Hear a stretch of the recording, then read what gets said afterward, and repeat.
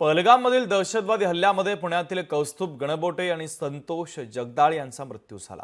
कौस्तुभ गणबोटे आणि संतोष जगदाळे यांचं पार्थिव आज पहाटे पुण्यामध्ये दाखल झालं।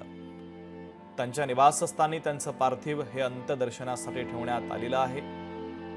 पुण्यातील वैकुंठ स्मशानभूमीत त्यांच्या पार्थिवावर अंत्यसंस्कार केले जाणार आहे। मात्र संपूर्ण पुण्यावर शोककळा पसरलेली आहे, कारण पुण्यातील या पर्यटकांचा पहलगाममधील हल्ल्यामध्ये मृत्यू झालेला आहे।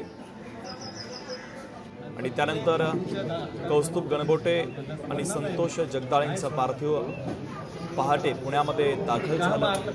त्यानंतर त्यांच्या घरी हे पार्थिव अंत्यदर्शनासाठी ठेवण्यात आलेलं आहे। केंद्रीय राज्यमंत्री मुरलीधर मोहोळ यांनी पार्थिवाचं अंत्यदर्शन घेतलं। मात्र त्यांच्या कुटुंबियांच्या या भावना, त्यांच्या कुटुंबियावर दुःखाचा डोंगर कोसळलेला आहे। आपण ही दृश्य देखील पाहतोय। शोककळा पसरलेली आहे। संपूर्ण पुण्यामध्ये हे दुःखद वातावरण आहे।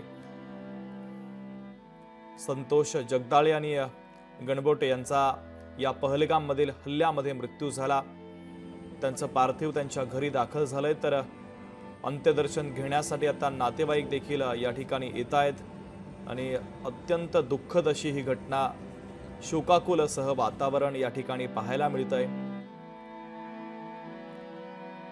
पर्यटनासाठी गेलेल्या सख्ख्या मित्रांचा या हल्ल्यामध्ये मृत्यू झाला आणि त्यामुळे संपूर्ण पुणे शहरावर शोककळा पसरलेली आहे, तर हळहळ देखील व्यक्त केली जाते आहे।